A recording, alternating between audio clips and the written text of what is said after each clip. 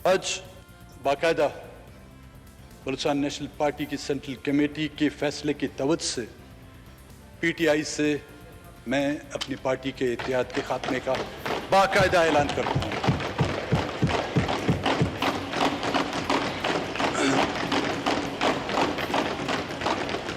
अफसोस होगा मुझे, लेकिन क्या करें, शहर के साथ इख्तिताम करूंगा।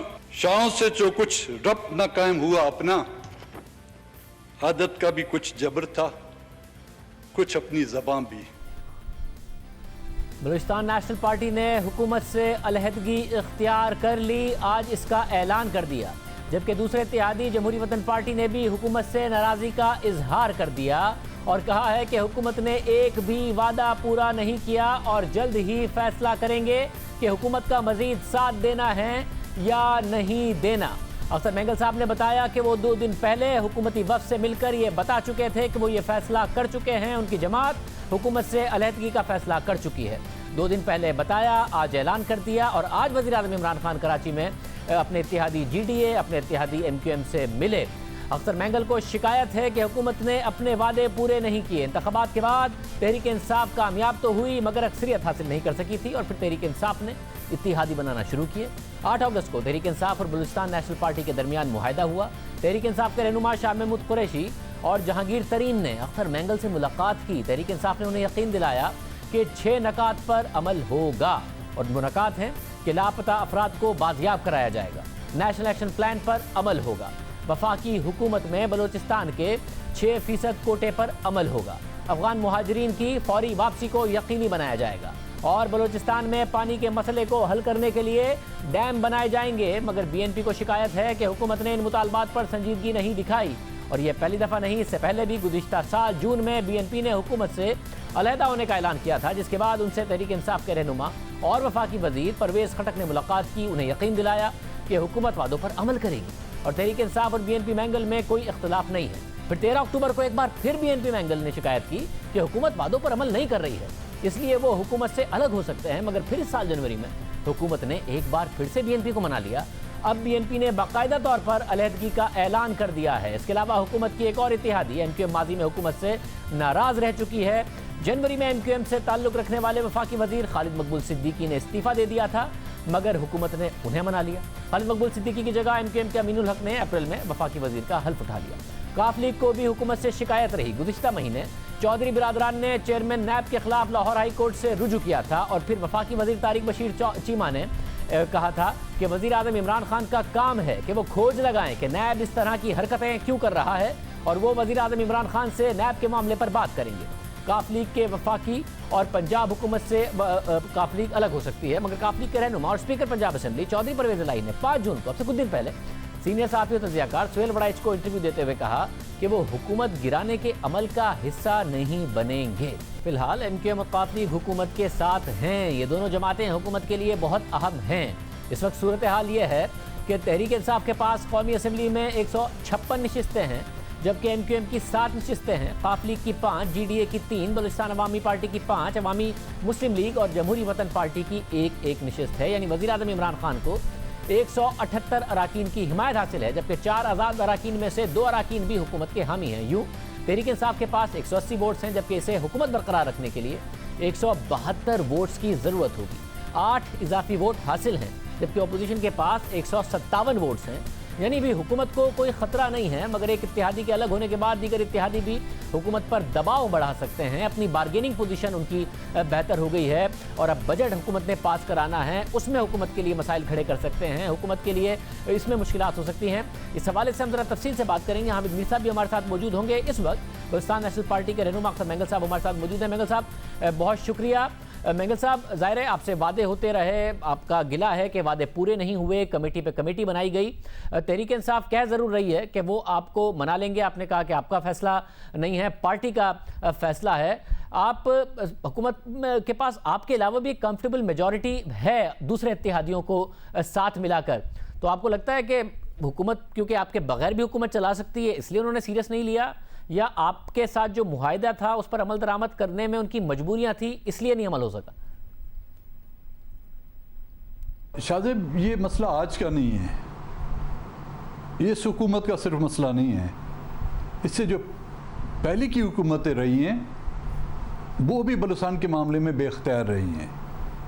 बलूचिस्तान की हुकूमत कैसे बनानी है, किसको चीफ मिनिस्टर बनाना है, किसको वहाँ पर गवर्नर बनाना है, किस ज़िले में किसको डिप्टी कमिश्नर बनाना है, ये वज़ीर आला से लेकर वज़ीर आज़म के इख्तियार तक नहीं। और यही वजह है, ये वायदे किए उन्होंने दस्तखत किए, लेकिन उसको अमल दरामद करने का जब वक्त आया उनको अपनी बेख्तियारी का एहसास हुआ। लेकिन शायद वो नहीं चाहते थे कि उनके इत्यादी उनसे चले जाएं नाराज़ होकर। लेकिन हमारे नज़दीक इत्यादी से ज़्यादा हमारे लिए बलूचिस्तान के वो मसाइल थे, और वो मसाइल हमारा इलेक्शन का मैनिफेस्टो था। उस मैनिफेस्टो को, उस मैंडेट को लेकर हम आवाम में गए थे। तो ज़ाहिर है हम आवाम के सामने जवाबदेह हैं, ना ही हमारे इत्यादी जवाबदेह होंगे, ना ही PTI का कोई रुकन उसका जवाबदेह होगा। तो जब हम समझे कि वो मसला हल कर नहीं पाते या करना नहीं चाहते, तो इसके अलावा हमारे पास कोई और रास्ता था ही नहीं। तो मैंगल साहब, आपका हतमी फैसला ये इसीलिए है कि आप हतमी तौर पर ये जान चुके हैं कि ये डिलीवर कर नहीं सकते, या कुछ ऐसी शराइत हैं जो हुकूमत अगर पूरी करे, आपके पास आए, तो आप फैसला अपना तब्दील कर सकते हैं आपकी जमात? शाहजेब, अगर ये जो नुकात हैं इन पर हुकूमत अमल दरामद करे, मैं या मेरी पार्टी ना चाहे भी पूरा बलूचिस्तान जो उनके पीछे जाएगा। इन मसाइल पर अगर अमल दरामद किया जाए, हर घर में जो है ना PTI का एजेंडा होगा, BNP का एजेंडा नहीं होगा। मतलब तो इस वक्त जो हुकूमत के लिए सबसे बड़ा चैलेंज है वो इस वक्त बजट पास कराना है। अपोजिशन जमातें अगर आपको अप्रोच करती हैं इस मामले में, तो फिर आपका क्या फैसला होगा? बलूचिस्तान में आपका क्या फैसला होगा? शाहजेब, हमारा हुकूमत बनाना या गिराना जो है हमारे की जो प्रायोरिटी में नहीं है। जब ये हुकूमत बन रही थी, हमें ऑफ़र की गई वजारतों की कि जो वजारतें आपको चाहिए वो देने के लिए तैयार हैं। लास्ट जो बजट था उस दौरान भी प्राइम मिनिस्टर और मिनिस्टरों ने मुझसे ये कहा कि जी आप कैबिनेट में आके बैठ के अपनी बात करें। हमारे लिए हुकूमत तरजीहात नहीं है। मैं वाज़ेह करना चाहता हूँ, हमारी तरजीहात बलूचिस्तान के मसलों को हल करना है। एक डमी वज़ीर होकर या एक डमी कैबिनेट मेंबर होकर हम बलूचिस्तान के लोगों को खुश नहीं कर सकते। इस वक्त भी आपके कितने वज़ीर बैठे होंगे बलूचिस्तान से, बलूचिस्तान सूबाई हुकूमत में कितने वज़ीर हैं। एक ज़माना वो था पूरी की पूरी कैबिनेट आपकी वज़ीरों से बनी थी। क्या बलूचिस्तान का मसला हल हुआ? नहीं हुआ, और बद से बदतर होता गया। हमारी प्रायोरिटी में किसी को हटाना है, लाना नहीं। हाँ, अपोजिशन आती है, बैठती है हमारे साथ, बिल्कुल बैठे। क्या अपोजिशन इन मसाइल को, इन नुकात को अपनी प्रायोरिटी में लाना चाहेगी? क्या जब अपोजिशन इक़्तिदार में आएगी या अपोजिशन कोई ऐसा मूव करेगी या एजिटेशन में जाएगी, ऐवान से लेकर सड़कों तक बलूचिस्तान में जो मिसिंग पर्सनस हैं उनकी आवाज़ उठाएगी? बलूचिस्तान से होने वाली ज़्यादतियों पर वो आवाज़ उठाएगी? बलूचिस्तान के जो बेरोज़गार हैं, जो 6% कोटा जो इसमें उन्होंने दस्तखत किए कि वाकई बलूचिस्तान का 6% कोटे पर अमल दरामद नहीं हुआ है, उस पर अमल दरामद के लिए स्ट्रगल करेंगी, और स्ट्रगल के बाद वो हुकूमत में आने के बाद उस पर अमल दरामद करेंगी नहीं करेंगी, ये उनको हमारे साथ तय करना होगा। मतलब मगर अपोजिशन में ये बातें तो करते थे ना, वज़ीर आज़म इमरान खान साहब भी उस वक्त मिसिंग पर्सनस के हवाले से भी वो बात करते थे, इसलिए आप सिर्फ वफाक में ही हिस्सा बने थे कि ये वादे पूरे कर दें। मगर आपका अब तो गिला है कि अगर मिसिंग पर्सनस कुछ वापस आए तो मिसिंग और ज़्यादा तादाद उल्टा और ज़्यादा बढ़ गई है। तो हुकूमत में आने के बाद इन्होंने दूसरी चीज़ों पर प्रॉमिस पूरा किया। आपको एक नज़र आया, रुझान नज़र आया कि इस मसले को भी हल करना चाहते हैं? देखिए, मैंने लिस्ट भी आज प्रोवाइड करी, आज भी किए, और 2018 में जब फर्स्ट असम्बली का सेशन हुआ था उसमें मैंने लिस्ट जो प्रोवाइड की थी वो 5128 लोगों की लिस्ट थी, विथ डिटेल्स, उनके नाम, उनके वल्दियत, कब और कहाँ से उठाए गए। PTI की जो 2 साला हुकूमत है उसमें 417 के करीब लोग बाजियाब हुए, जिनकी बाकायदा हमारे पास लिस्ट है, वो आज मैंने उनको दी। और मैंने वो भी लिस्ट उनको प्रोवाइड किया आज असेंबली के रिकॉर्ड के लिए, जो इन 2 सालों में फिर उठाए गए हैं। 500 की लिस्ट मैंने प्रोवाइड की जो मेरे पास उस वक्त कंपाइल थी हुई। अभी भी तकरीबन 900 से 1000 की और लिस्ट है जिसको हम कंपाइल कर रहे हैं। अब इसको आप मुस्बत पेशरफ्त कहेंगे या क्या कहेंगे, उसको आप ही बेहतर नाम दे सकते हैं। बहुत शुक्रिया। अख्तर मेंगल साहब हमारे साथ मौजूद थे। सीनियर सहाफ़ी तज़कियाकार हामिद मीर साहब हमारे साथ मौजूद हैं। मीर साहब बहुत शुक्रिया। मीर साहब, काफ लीग भी है हुकूमत के साथ, MQM भी हुकूमत के साथ, कंफर्टेबल मेजॉरिटी है इस वक्त हुकूमत के पास। कोई फौरी तौर पर कोई ख़तरा है इस सिनेरियो में? कोई दूसरा इत्तेहादी या सिर्फ बार्गेनिंग पोजीशन ही बढ़ाएगा अपनी? मुझे लगता है कि जो मनी बिल होगा, जो अभी क्योंकि बजट इजलास चल रहा है, तो मनी बिल की मंजूरी में हुकूमत को कुछ मुश्किलात का सामना करना पड़ सकता है। कोई जो इत्तेहादी हैं उनके, वो भले इमरान खान साहब की हुकूमत के खिलाफ बगावत का ऐलान करें या ना करें, वो अगर कौमी असम्बली के इजलास से गायब हो जाएंगे और अपोजिशन जो है वो ये फैसला कर ले कि हमने मनी बिल मंजूर नहीं होने दिया और हुकूमत के लोग पूरे ना हुए, तो हुकूमत के लिए बड़ी मुश्किल पैदा हो जाएगी। साहब, और वज़ीर आज़म को इस सारे सिनेरियो में करना क्या चाहिए? सबको 15-15, 20-20 मिनट का मुलाकात का टाइम दे दें, वो काफ़ी है? कराची भी आए हैं तो मिले हैं, या कुछ और करना पड़ेगा इत्तेहादियों को मनाने के लिए? कुछ फ़ोन पे भी मान जाएंगे? मेंगल साहब के पास उनको चल के जाना पड़ेगा, क्योंकि मेंगल साहब की जो पार्टी है वो बाकी पार्टियों की तरह नहीं है। इस पार्टी का एक अपना डिसिप्लिन है, इनका एक अपना कल्चर है, और हो सकता है कि मेंगल साहब जो हैं वो फिर इमरान खान साहब जो वादे करें वो अपनी सेंट्रल कमेटी के पास लेके जाएं, तो सेंट्रल कमेटी उनको कह सकती है कि ठीक है, इमरान खान साहब से कहें कि 15 दिन के अंदर वो ये जो 6 नुकात हैं इनमें से कम 4 या 5 नुकात पर कोई मौसर पेशरफ्त करें, और अगर मौसर पेशरफ्त हो जाती है तो फिर हो सकता है कि अख्तर मेंगल साहब के लिए मुमकिन हो कि वो दोबारा इमरान खान साहब के साथ चले जाएं। लेकिन मुझे ज़ाती तौर पे इसका इम्कान नज़र नहीं आता। उसकी वजह यह है कि इमरान खान साहब को जो लोग जानते हैं वो हो सकता है इमरान खान साहब अख्तर मेंगल के पास चले जाएं, लेकिन इमरान खान साहब को चाहिए कि वो चौधरी परवेज़ लाई के पास भी जाएं।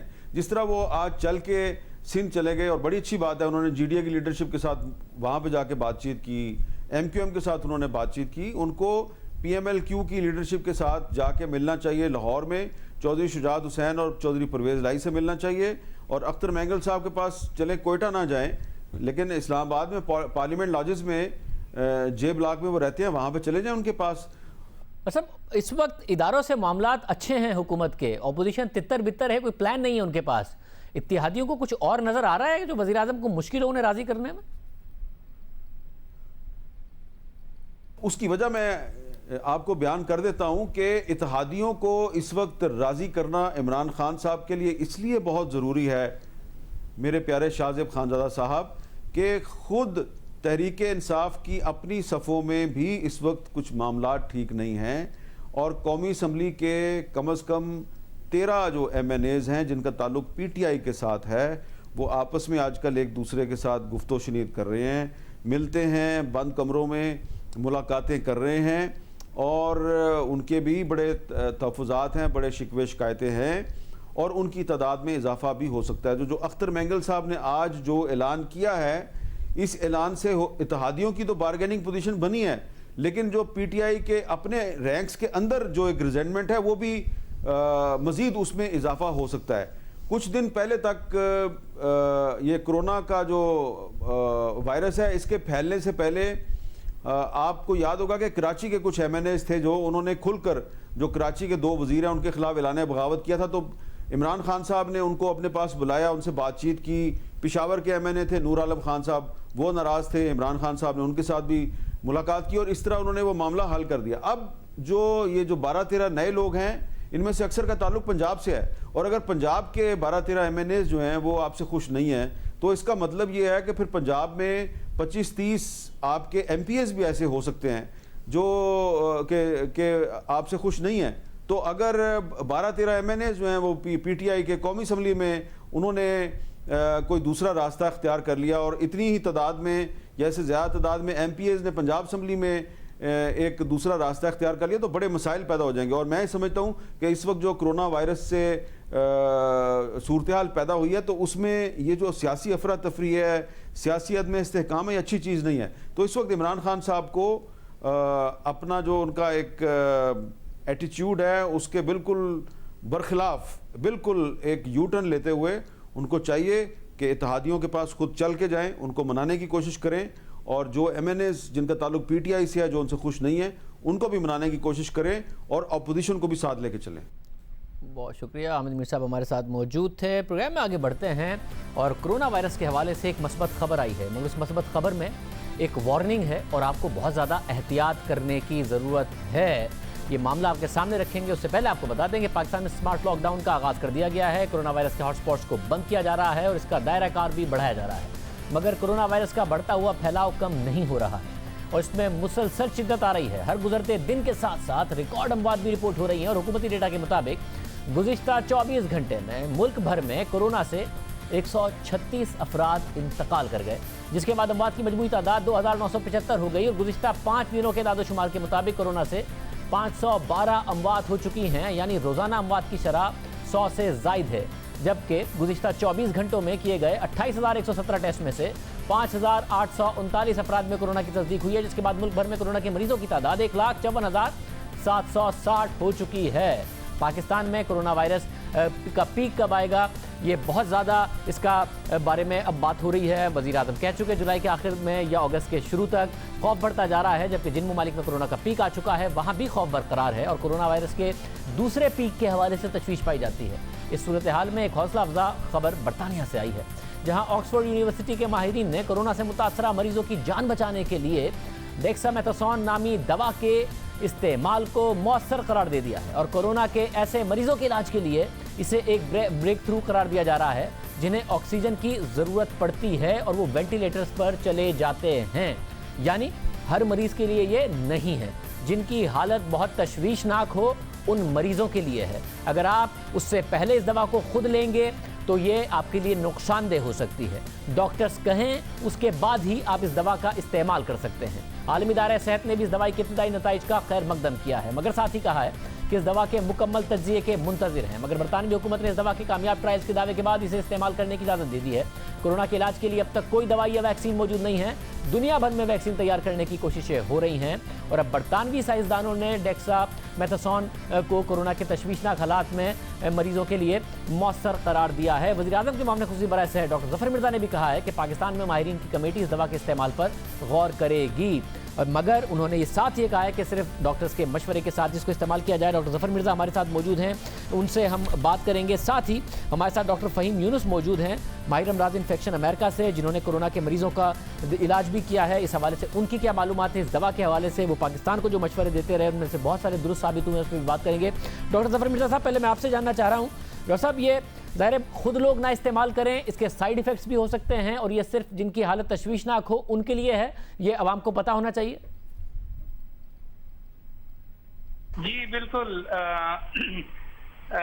ये जी एक अच्छी डेवलपमेंट है। ऑक्सफोर्ड यूनिवर्सिटी में ये तहकीक हो रही थी और उन्होंने अपने रिजल्ट्स रिलीज़ किए हैं और वो WHO को भी सबमिट किए हैं वो रिजल्ट्स, और WHO ने उन रिजल्ट्स को देख के उनको वेलकम किया है।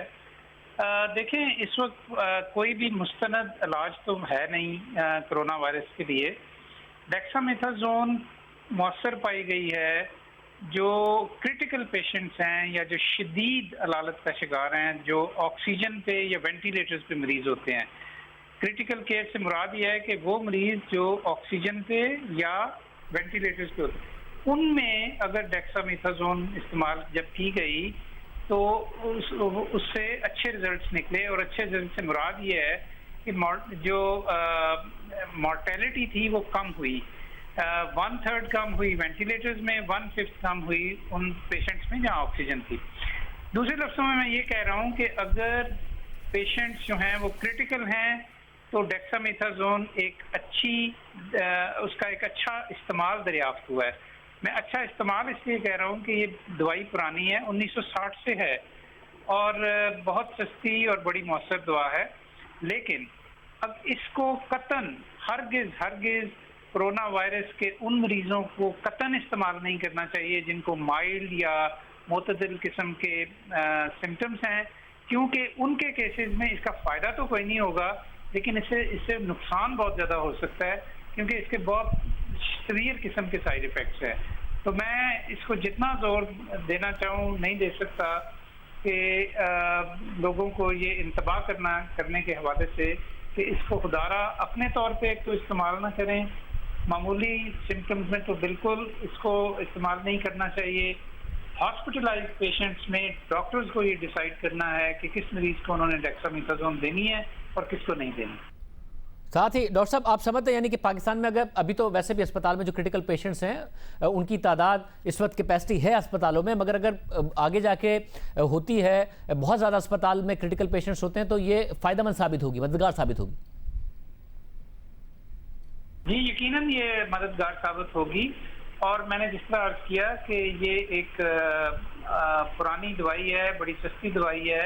मैंने आज इसका पता करवाया अपने ड्रग रेगुलेटरी अथॉरिटी में, तो मुझे ये बताया गया है कि तकरीबन 100 से ज़्यादा पाकिस्तान में मैन्युफैक्चरर्स ने इसको रजिस्टर करवा रखा है पाकिस्तान के अंदर। तो लिहाजा इसकी जो वो है दस्तयाबी का मसला नहीं होना चाहिए। लेकिन मुझे बड़े अफसोस से कहना पड़ रहा है शाहजेब खान दादा साहब कि मार्केट से मुझे आज ये भी खबरें मिली थी कि डेक्सामेथासोन गायब होनी शुरू हो गई है, और मुझे इससे दो तशवीशें बहुत ज़्यादा हुई। एक तो ये कि इसका मतलब ये है कि या तो लोग इसकी होर्डिंग शुरू कर रहे हैं, या ये कि लोग एहतियातन इसको अपने पास रखना चाहते हैं कि वो इसे इस्तेमाल कर सकें। दोनों बड़ी ही गलत चीज़ें हैं, क्योंकि ज़ाती तौर पे तो आपने इसे इस्तेमाल करना नहीं, और दूसरे ये कि इंतहाई बदकिस्मती की बात है कि अगर कुछ लोगों ने इसको यानी मार्केट से उठा लिया है ताकि इसको महंगे दामों में बेच सकें। ये इंतहाई सस्ती दवाई है। बहुत शुक्रिया ज़फ़र मिर्ज़ा साहब हमारे साथ मौजूद थे, और दुरुस्त बात है, आवाम को जिम्मेदारी दिखानी चाहिए। आप इसको खुद इस्तेमाल कर नहीं सकते, डॉक्टर के मशवरे के बगैर इस्तेमाल ये हो नहीं सकती। नॉर्मल हालात में आपको इसे इस्तेमाल करना नहीं है जब तक कि क्रिटिकल कंडीशन ना हो और डॉक्टर ना कहे, क्योंकि इसके साइड इफेक्ट्स हैं। इसलिए मार्केट से जाके इसको ना खरीदिए, उन लोगों का आप नुकसान करेंगे जिनको इनकी ज़रूरत हो सकती है, जिनको डॉक्टर रिकमेंड करेंगे। हमारे साथ डॉक्टर फ़हीम यूनुस साहब भी अमेरिका से हमें ज्वाइन करें। डॉक्टर साहब बहुत शुक्रिया। डॉक्टर साहब आप बताइएगा कि फ़ायदे क्या हैं इस मेडिसिन के, नुकसान क्या हैं डेक्सामेथासोन के? ये सबसे इम्पोर्टेंट बात शाहजेब ये है कि लोगों को अपना इलाज खुद नहीं करना चाहिए। इस दवाई के बहुत सारे नुकसानात हैं। इसके जो फ़ायदे हैं, इस स्टडी के मुताबिक वो 5% कोरोना वायरस के पेशेंट जो वेंटिलेटर तक पहुंच जाते हैं या उससे पहले की स्टेज पे जिनको बहुत ज़्यादा ऑक्सीजन की ज़रूरत होती है, वहाँ कुछ फ़ायदा नज़र आया है इसमें। लेकिन लोगों को ये पता होना चाहिए कि ये कोई नई दवाई नहीं है। हम 20 साल से इसकी स्टडीज़ देख रहे हैं। एक स्टडी आती है, उसमें फ़ायदा होता है, 6 महीने में एक और स्टडी आ जाती है जो कहती है कोई फ़ायदा नहीं। तो पहली तो ये बात है कि इसका फ़ायदा अभी डिबेटेबल है, हमें थोड़ा सा और इसको टेस्ट करने की ज़रूरत है। दूसरी लेकिन ज़्यादा इम्पोर्टेंट बात ये है कि इसके नुकसानात बहुत वेल एस्टैब्लिश्ड, और मेरा फियर ये है कि 95% वो लोग जिनको माइल्ड डिजीज़ है या जिनको नहीं है और जो एहतियातन इसको खाना शुरू कर देंगे, उनको इसका पता होना चाहिए कि डेक्सामेथासोन एक बहुत ताकतवर, बहुत पोटेंट स्टेरॉइड है। इससे आपकी शुगर बढ़ सकती है, आपका ब्लड प्रेशर बढ़ सकता है, आपके दिल पे इफेक्ट हो सकता है, आपकी फ्लूइड रिटेंशन, जब पानी आपके जिस्म में ज़्यादा रुकेगा तो आपके दिल पे प्रेशर आएगा, स्ट्रोक्स हो सकते हैं, मैदे का अल्सर हो सकता है, ब्लीडिंग हो सकती है, सर में दर्द, इवन साइकोसिस। मैंने ऐसे मरीज भी देखे हैं कि जो ऑलमोस्ट पागलपन की हालत में अस्पताल आ जाते हैं क्योंकि उन्होंने ये दवाई ली होती है। तो सबसे मेरी इम्पोर्टेंट रिक्वेस्ट ये है कि खुदारा अपने डॉक्टर्स पे ट्रस्ट कीजिए, और जहां वो ज़रूरी समझेंगे वहां वो इसको इस्तेमाल करेंगे, लेकिन हम खुद अपना इलाज ना करना शुरू कर दें। डॉक्टर साहब, पाकिस्तान में डॉक्टर्स ने बहुत ज़्यादा कहा लॉकडाउन के हवाले से, जब उसको नरम किया जा रहा था।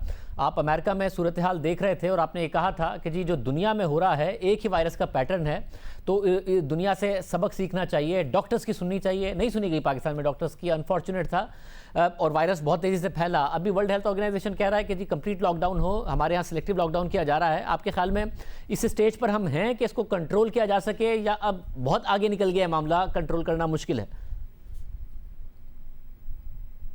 देखिए, मोमिन को कभी मायूस नहीं होना चाहिए। कंट्रोल तो बिल्कुल किया जा सकता है। उसकी वही स्ट्रैटेजी है, टेस्ट, ट्रेस और आइसोलेट, जो WHO कह रही है। लेकिन उसके लिए हमें अपने ज़ाती मफादात से ऊपर आके खलूस से मिल के काम करना होगा। ये इंसानी खिदमत का वक्त है। शाहजेब, मुझे नहीं पता कल ये वायरस मुझे अटैक करता है या खुदा न खास्ता आपको अटैक करता है। यानी इस वक्त तो हमें मौत सबसे ज़्यादा करीब नज़र आनी चाहिए सबको। तो अगर हम अपने ज़ाती मफादात से उठ के इकट्ठे होके, जहाँ medical community, economic community, government, हम सब एक दूसरे की मदद करें और अपने शहरियों को तहफ़्फ़ुज़ फराहम करें, उनको डराएं नहीं, उनको एहतियात सिखाते जाएं। और कोई भी चीज़ परफेक्ट नहीं होगी, ना WHO परफेक्ट है, ना आपकी कोई गवर्नमेंट परफेक्ट होगी, लेकिन जो एक्सपर्ट्स हैं उनके करीब तरीन होने का चांस ज़्यादा है। डॉक्टर अगर 90% एक्यूरेट होगा तो एक ले पर्सन शायद 50% एक्यूरेट होगा। तो ये ज़रूरी है कि हम मिल के काम करें। मेरे ख्याल में ज़रूर इस वबा से जीता जा सकता है और ज़रूर इसको कंट्रोल किया जा सकता है। मायूसी की कोई बात नहीं है। और सब क्योंकि मुसलसल चीज़ें बदलती रहती हैं इस वायरस के हवाले से, एक चीज़ अब क्या हतमी तौर पर कही जा सकती है कि पाकिस्तान का जो डेथ रेट है वो कम है, अभी भी 2% के नीचे है। हालांकि इन्फेक्शन रेट पाकिस्तान का बहुत ज़्यादा बढ़ गया, तादाद बहुत ज़्यादा बढ़ गई। अब ये क्या हतमी तौर पर कहा जा सकता है या अभी भी नहीं कहा जा सकता? जी, एज ए मेडिकल साइंटिस्ट मैं इसको यूं नहीं देखता। मेरा ख्याल है कि इसको आपको इस पस मंज़र में देखना है कि पहले हम इस बात के इनकारी थे, और ये पूरी दुनिया की बात है, सिर्फ शायद पाकिस्तान की बात नहीं है। दुनिया पहले इसी से इनकारी थी कि ये आएगा हम तक। लोग कहते थे कि ये तो वुहान में रहेगा। फिर वायरस आ गया तो उन्होंने कहा ये तो वायरस बहुत कमज़ोर आया है, यहाँ पे हमारी मलेरिया से इम्यूनिटी है, हमें तो BCG लगी हुई है। फिर जब वो भी जो ज़्यादा हो गया तो लोगों ने ये कहा इतना कमज़ोर है, अस्पताल तो खाली पड़े हैं। अब अस्पताल भी भर गए। तो मैं ये इसलिए पस मंज़र बता रहा हूँ कि हर स्टेज पे हमने इस वायरस को अंडर एस्टिमेट किया है, और इस वायरस ने ये प्रूव किया है कि जैसा बिहेवियर इसका वुहान में था, इटली में था, न्यूयॉर्क में था, वैसा ही इसका मुंबई में है और वैसा ही इसका लाहौर में है। तो डेथ रेट क्यों मुख्तलिफ होगा, मुझे इस बात की समझ नहीं आती। मेरा ख्याल है हमें ये बात बड़े गौर से सोचनी है कि मेरे ज़ाती राय में, अल्लाह करे ऐसा ना हो, मेरा ख्याल है कि पाकिस्तान का डेथ रेट इस वक्त बहुत ज़्यादा है। मेरा ख्याल है बहुत सारे लोग अस्पतालों में जो फौत हो रहे हैं जिनका टेस्ट नहीं हो रहा और उनको कोविड होगा। बहुत सारे लोग घरों में ऐसे हैं जो फौत हो रहे हैं। और ये कहना कि हमारे कब्रिस्तानों में बहुत रश नहीं है और डेड बॉडीज नज़र नहीं आ रही, वंस अगैन बहुत ख़तरनाक सोच है। हमें उस वक्त का इंतज़ार नहीं करना जब अस्पतालों की तरह खुदा न करे हमारे कब्रिस्तान भर जाएं। हमें इस चीज़ को साइंटिफिकली देखना है। ये वही वायरस है, इसका वही बिहेवियर है हर जगह, और हम उम्मीद की बेसिस पे प्लानिंग ना करें। बहुत शुक्रिया। और साहब हमारे साथ मौजूद थे। प्रोग्राम में एक ब्रेक। नरेंद्र मोदी पाकिस्तान के खिलाफ बोलते नहीं थकते थे, अपनी अपोजिशन पर पाकिस्तान की तरफदारी का इल्ज़ाम लगाते थे। अब अपोजिशन वहाँ पर कह रही है कि ज़रा चीन के खिलाफ बोलिए, और मुश्किल से उनसे बुलवाया गया। क्या बोले आपको दिखाएंगे ब्रेक के बाद।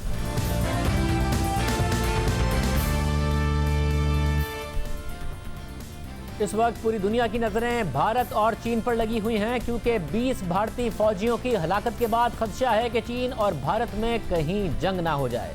बैनुल-अक़वामी मीडिया इस खदशे का इजहार कर रहा है कि दोनों एटमी ताकतें आपस में उलझ सकती हैं और सूरत हाल तशवीशनाक हो सकती है, क्योंकि 1962 की जंग के 5 साल यानी 1967 में चीन और भारत के फौजियों में तसादुम हुआ था, जिसमें 80 भारतीय फौजी मारे गए थे। इस वाक़े के बाद ये अब तक का सबसे संगीन वाकया है, क्योंकि 1975 में चीन के साथ झड़प में 4 भारतीय फौजी मारे गए थे और अब 20 फौजियों की हलाकत हो चुकी है। इसलिए भारतीय वज़ीर आज़म नरेंद्र मोदी पर दबाव बढ़ रहा है। उनकी खामोशी पर ऑपोजिशन ने सवाल उठाया कि 2 दिन हो गए, नरेंद्र मोदी क्यों खामोश हैं। इंटरनेशनल मीडिया में भी सवाल उठाया गया। नरेंद्र मोदी ने कोरोना वायरस पर बयान तो दिया था, मगर चीन के हवाले से कुछ नहीं कहा। पाकिस्तान के खिलाफ वो कहते नहीं थकते, चीन के खिलाफ खामोश हैं। हालांकि 20 फौजी मारे गए। सिर्फ नरेंद्र मोदी ही नहीं, उनके काबीना के अहम अरकान वज़ीर दिफा राजनाथ सिंह, वज़ीर दाखिला अमित शाह भी खामोश थे। कौमी सलामती के मुशीर अजीत डोवाल भी खामोश थे।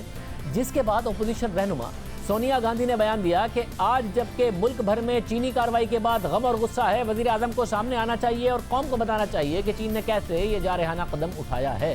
कांग्रेस के रहनुमा राहुल गांधी ने सवाल उठाया कि वज़ीर आज़म क्यों खामोश हैं, वो चुप क्यों रहे हैं, बस बहुत हो गया, हम जानना चाहते हैं कि हुआ क्या था।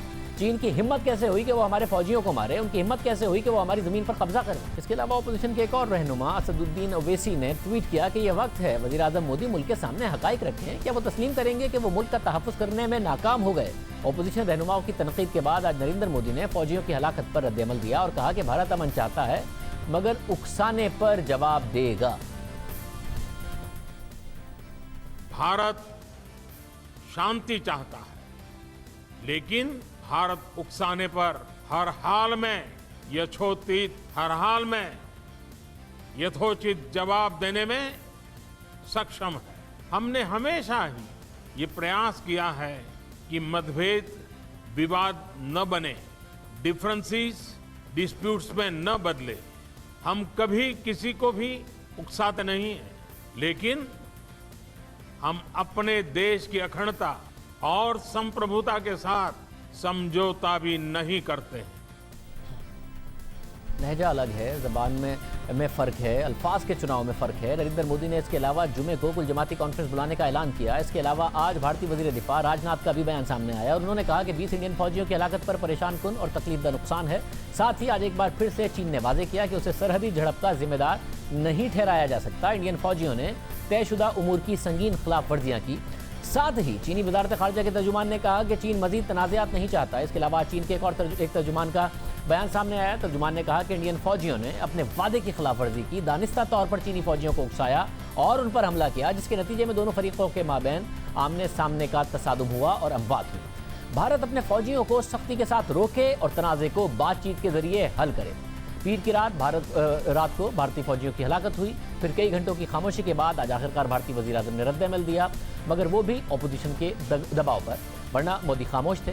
अपोजिशन ने दबाव डालकर उन्हें बोलने पर मजबूर किया। हालांकि जब पाकिस्तान की बात हो तो इंतखाबात से पहले हो, इंतखाबी मुहिम के दौरान हो और या फिर बाद में हो, नरेंद्र मोदी पाकिस्तान के खिलाफ बयानात देते रहे हैं। कोई वाकया ना भी हो उसके बावजूद भी मुसलसल बयानात देते हैं, वोट लेने के लिए बयानात देते हैं और पाकिस्तान मुखालिफ बयानियां बनाते रहते हैं।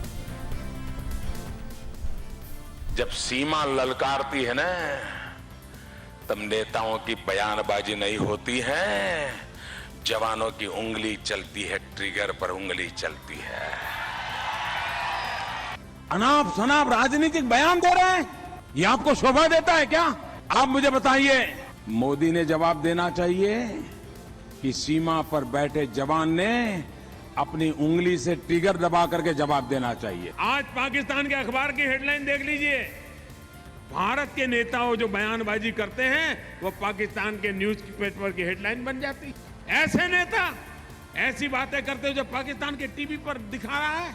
अरे देश की जैन सेना ने पराक्रम किया है, देश की सेना ने हिम्मत दिखाई है, और मैं दोस्तों इंतजार लंबा नहीं कर सकता। चुन चुन करके हिसाब लेना ये मेरी फितरत है। हमने आतंकियों को घर में घुसकर मारा। भारत ने पाकिस्तान की धमकी से डरने की नीति को छोड़ दिया। ये ठीक किया ना मैंने? वरना आए दिन हमारे पास न्यूक्लियर बटन है, न्यूक्लियर बटन है, यही कहते थे। हमारे अखबार वाले भी लिखते थे पाकिस्तान के पास भी न्यूक्लियर है। तो हमारे पास क्या है भाई? ये दिवाली के लिए रखा है क्या? नरेंद्र मोदी ओपोजिशन पर इल्जामात लगाते थे कि वो पाकिस्तान के खिलाफ सख्त बयानात क्यों नहीं देती और खुद पाकिस्तान के खिलाफ बयानियां बनाते थे, मगर अब ओपोजिशन उनसे कह रही है कि चीन के खिलाफ बयान क्यों नहीं देते, अपनी खामोशी को तोड़ें। ओपोजिशन के दबाव के बाद नरेंद्र मोदी ने फाइनली जवाब दिया। उसमें भी लहजा अलग, लफ्ज़ों का चुनाव अलग है, जो कि वाज़ेह तौर पर नजर आया। इसकी एक वजह है और वजह है चीन की मुआशी ताकत। एक वक्त था जब भारत और चीन की मईशत एक जैसी थी, मगर अब चीन की मईशत भारत के मुकाबले में बहुत बड़ी हो गई। 1988 में चीन और भारत की मईशत का हजम $297 था और फिर 30 साल बाद भारतीय मईशत का हजम $2700 अरब हो गया, मगर चीन की मईशत उससे 5 गुना बड़ी हो गई। चीनी मईशत $13,400 अरब। इसी तरह 1988 में चीनी बरामदात $40 अरब थी, भारतीय बरामदात $17 अरब थी, यानी सिर्फ 2.5 गुना ज़्यादा। मगर फिर 30 साल बाद 2018 में जब भारतीय बरामदात $330 अरब हुई तो उस वक्त चीनी बरामदात $2,400 अरब तक पहुंच गई, यानी भारत की मईशत के कुल साइज के बराबर सिर्फ चीन की बरामदात पहुंच गई। यानी 1988 में जो सफ़र दुगने से शुरू हुआ वो 30 साल बाद 2018 में 8 गुना तक बढ़ गया, यानी चीन की बरामदात भारत से 8 गुना ज़्यादा हो गई। इसी तरह 1988 में भारत अपने दिफा पर $10 अरब खर्च करता था, चीन $11 अरब खर्च करता था, यानी दोनों बराबर। मगर 30 साल बाद अब भारत अपने दिफा पर $71 अरब खर्च करता है और चीन $261 अरब खर्च करता है। चीन ने मुआशी तरक्की करके भारत को दिफाई मुहाज पर पीछे छोड़ दिया, क्योंकि पहले मुआशी मुहाज पर पीछे छोड़ दिया। मुल्क तरक्की करता है मईशत की मजबूती से। मईशत मजबूत होगी तो मुल्क की दिफा भी मजबूत होगा। प्रोग्राम में एक ब्रेक, बाद खबरों में बात करेंगे।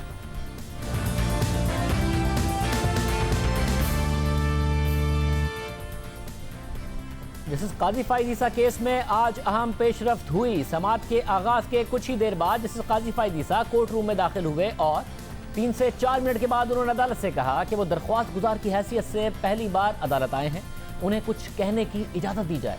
उनकी ये दरख्वास्त अदालत ने मंजूर कर ली। इससे पहले हुकूमती वकील बैरिस्टर फरोग नसीम ने अदालत को बताया कि गुज़िश्ता समाअत के दौरान अदालत ने जस्टिस काजी फाइज ईसा की अहलिया की जायदाद का मामला FBR को भेजने की जो तजवीज़ दी थी, इस बारे में वज़ीर आज़म और सदर मुमलिकत से मुशावरत की गई है और वज़ीर आज़म को ये मामला FBR को भेजने पर कोई एतराज़ नहीं है। बैरिस्टर फरोग नसीम ने कहा कि FBR इस ज़मीन में सुप्रीम कोर्ट के जज और उनकी अहलिया को बुलाए और अदालत उन दोनों को इस बात का पाबंद करे कि वो तहकीकात में ताउन करें और FBR 2 माह के अंदर इस बारे में फैसला करे। इसके बाद जस्टिस काजी फाइज ईसा ने अदालत की इजाज़त से बयान दिया और कहा कि ये मुकदमा काजी फाइज ईसा का नहीं, हम सब का मुकदमा है। साबिक अटॉर्नी जनरल की तरफ से ये इल्ज़ाम लगाया गया है कि जज उन्हें बचाना चाहते हैं। काजी फाइज ईसा ने कहा कि इस अरसे के दौरान मेरे और मेरे ख़ानदान के साथ क्या हुआ, मैं इसकी तफसीलात में नहीं जाना चाहता। रेफरेंस से पहले मेरे खिलाफ खबरें चलाई गई। अगर मैंने कुछ गलत कहा है तो बेशक अदालत मेरे खिलाफ तौहीन अदालत की कार्रवाई करे। दरख्वास्त गुजार जस्टिस फाइज ईसा ने कहा कि हुकूमत ने अदालती तजवीज़ से इत्तफाक किया है, यानी इस मामले को FBR में भिजवा दिया जाए, लेकिन उन्हें इस पर जवाब देना है। जस्टिस फाइज ईसा ने अदालत से कहा कि मैं आज अपनी अहलिया का अहम पैगाम लाया हूँ। उन्होंने कहा कि मेरी अहलिया को रेफरेंस की वजह से बहुत कुछ झेलना पड़ा। मेरी अहलिया वीडियो लिंक पर जायदादों की वजाहत देना चाहती हैं। अहलिया कहती हैं कि FBR ने उनकी तजलील की है। उन्हें खतरा है कि अकाउंट बताने पर हुकूमत इसमें पैसा डालकर नया रेफरेंस ना बना दे। अदालत अहलिया को वीडियो लिंक पर मौक़िफ़ देने का मौका दे। इस पर बेंच के सरबराह जस्टिस उमरता बंदियाल ने कहा कि आपकी अहलिया हमारे लिए काबिल एहतराम है। ये एक बड़ी पेशरफ्त है, जिसमें बैरिस्टर फरोग नसीम ने कहा कि जज साहिब से मेरी कोई दुश्मनी नहीं, मैं जज साहिब और उनकी अहलिया का बड़ा एहतराम करता हूँ। अगर मुनासिब जवाब देते हैं तो मामला ख़त्म हो जाएगा। फरोग नसीम ने कहा कि मैंने कभी मोअज़्ज़िज़ जज के बारे में मनफी सोच नहीं रखी। जिस पर जस्टिस उमरता बंदियाल ने कहा कि अगर जस्टिस काजी फाइज ईसा की अहलिया जवाब देती हैं तो सारा अमल शफ़ाफ हो जाएगा। जस्टिस उमरता बंदियाल ने मजीद कहा कि हमारी उनसे दरख्वास्त है कि वो तहरीरी जवाब दाखिल करके मौक़िफ़ दें। तहरीरी जवाब आने के बाद मुकदमे को समाअत के लिए मुकर्रर किया जाएगा। इस पर जस्टिस काजी फाइज ईसा ने कहा कि मेरी अहलिया की दरख्वास्त को तब्दील ना करें। जिस पर जस्टिस उमरता बंदियाल ने कहा कि हम आपकी अहलिया की ज़बानी मौक़िफ़ देने की पेशकश पर गौर करेंगे। दरख्वास्त गुजार जस्टिस काजी फाइज ईसा ने कहा कि मेरी अहलिया को किसी वकील की मुआवनत नहीं होगी। जस्टिस उमरता बंदियाल ने कहा कि काजी फाइज ईसा की अहलिया का वीडियो लिंक पर बयान लिया जाए या नहीं, अदालत इस हवाले से कल फैसला करेगी।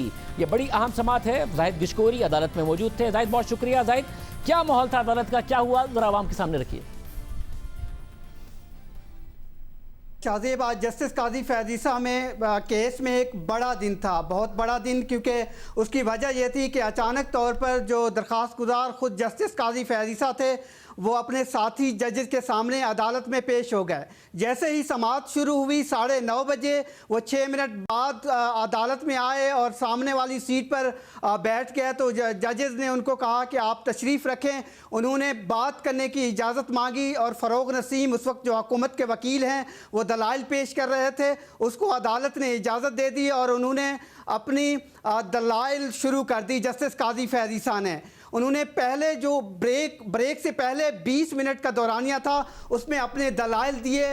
उन्होंने कई सवालात भी उठाए हैं इस बात पर। एक सवालात उन्होंने ये भी उठाया कि हुकूमत कई हरबे इस्तेमाल कर रही है उनके इस केस में ज़्यादा से ज़्यादा मालूमात हासिल करने के लिए। हर आए दिन मुझे ये बताया जाता है कि आप अपनी ट्रेल रखें सामने, आप सब कुछ बता दें। उन्होंने कहा मैंने इन प्रॉपर्टी से कोई इनकार नहीं किया, ना मैंने कोई ऐसा तरीका अप्लाई किया है जिससे उनको छुपाया जा सके। जब उन्होंने अपनी अहलिया का बताया कि वो स्टेटमेंट रिकॉर्ड करवाना चाहती हैं तो उस पर जजेस ने आपस में मशवरा किया और बिल्कुल खामोशी थी अदालत में। हम सब लोग इस चीज़ को देख रहे थे कि आज बड़े दलाइल होंगे, सवालात होंगे, उसके साथी जजेस सुप्रीम कोर्ट के अपने साथी जज पर सवालात करेंगे। उन्होंने ब्रेक लिया, उन्होंने कहा अभी 15 मिनट का ब्रेक लेते हैं। उसके बाद ब्रेक के बाद जस्टिस काजी फाइज ईसा और जजेस बाहर चले गए। दोबारा जब समाअत शुरू हुई जस्टिस काजी फाइज ईसा 3 मिनट पहले आए, उसके साथी जजेस दोबारा आगे ब्रेक के बाद। उन्होंने ये बताया कि ये हमारे लिए बहुत अहम होगा कि आपकी अहलिया अगर स्टेटमेंट रिकॉर्ड करवाना चाहती हैं वो इस केस में एक डिसाइसिव रोल प्ले कर सकती हैं।